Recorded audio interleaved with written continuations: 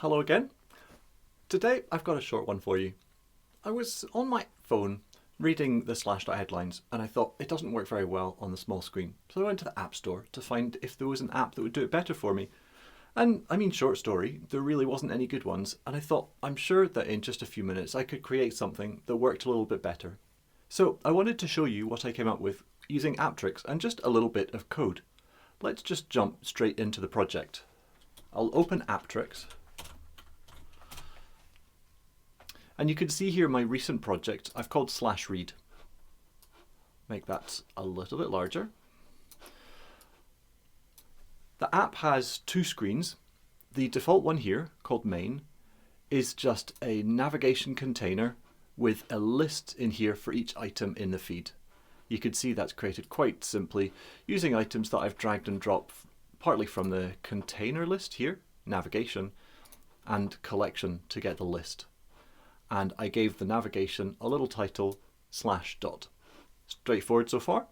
And then I defined a new window that could contain the contents.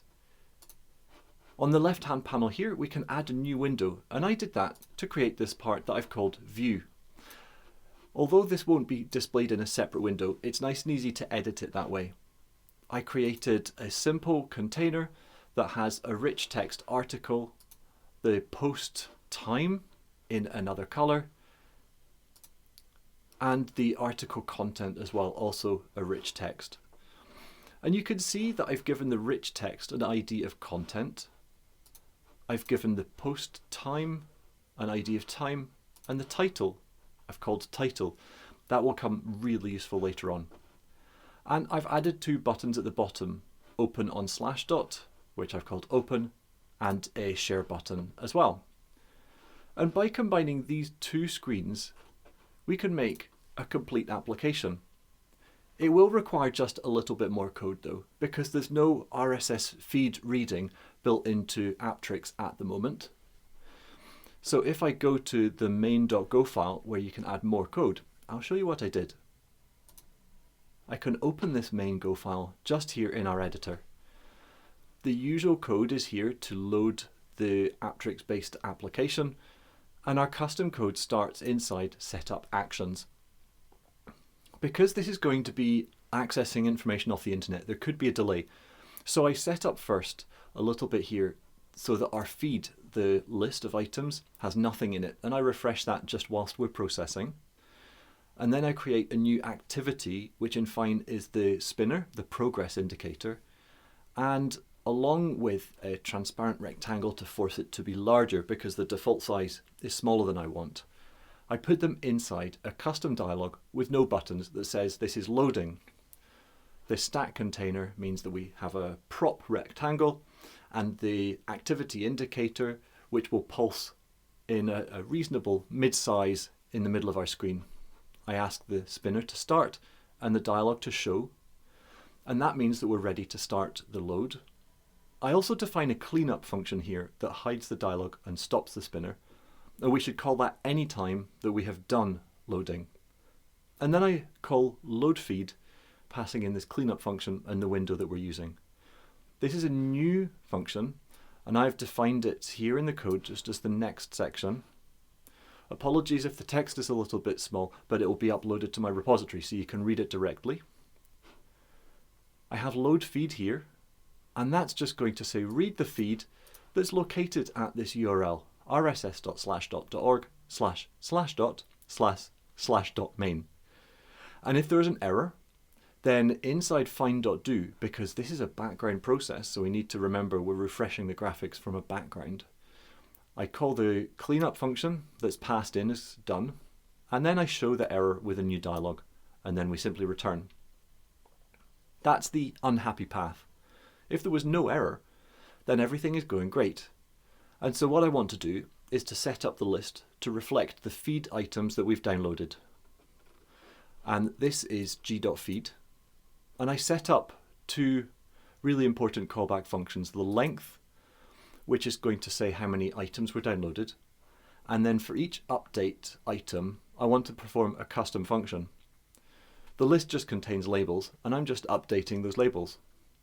I ask which item it's referring to because we have the ID passed in. And for each of those items, I get the label, which has been passed in as a reusable object. I'm setting up the truncation, and then I set the text to be the title of our item.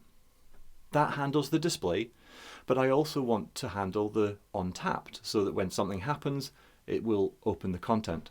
And with list, that's called onSelected. So when the item has been selected, we know what the ID was. I can ask for the item, and then I call another helper method, showItem. I tell it the item to show, and the navigation container that it should be included in. And this g.nav is set up with the same ID configuration that I showed you before. If we go to the main, you could see this navigation is called nav. Back to our code.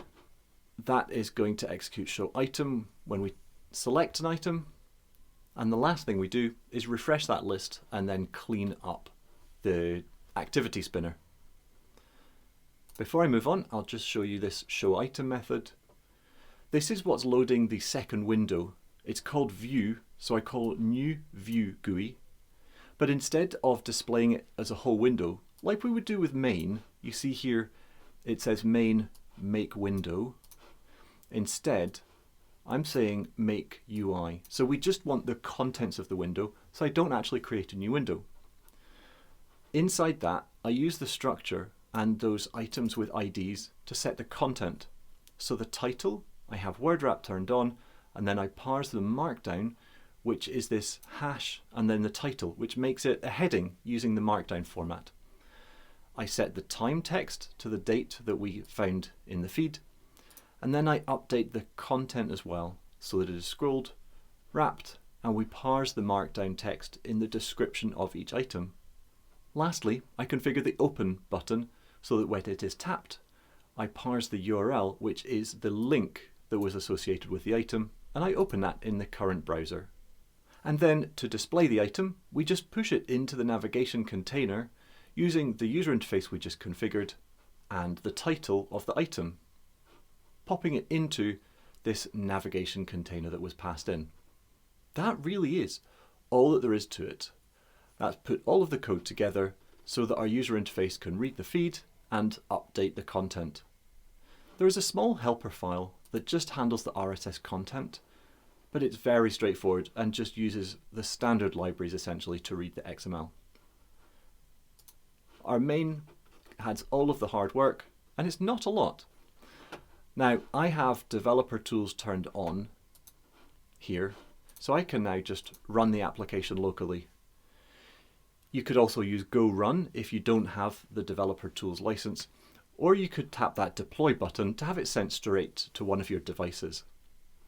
As you can see, this has now loaded the most recent feed of the Slashdot articles, and if I tap perhaps some audiobooks are outselling hardcovers, then it loads the content into this second screen. I can tap back and choose another one. Also, I could open that in my web browser, and that pops up on an external browser, which will be the default on whatever platform you're using. And there we have it. In just a few minutes, it was possible to pull together an application that I couldn't seem to find on the stores. So now I can read my feed at my leisure. I hope you enjoyed that. Thanks for joining me today. If you'd like the code so you can read it in more detail, do check out the /read repository on my GitHub profile. And while you're there, consider checking out my other projects. Or head to YouTube or Patreon to see other videos on topics of Fine and Apptrix or other projects I'm working on. Please consider sponsoring me if you like this content, or if you want to engage and feedback on what should be added, or if you'd like some of those lovely stickers on the left-hand side there. Thanks so much, and I'll see you in the next video.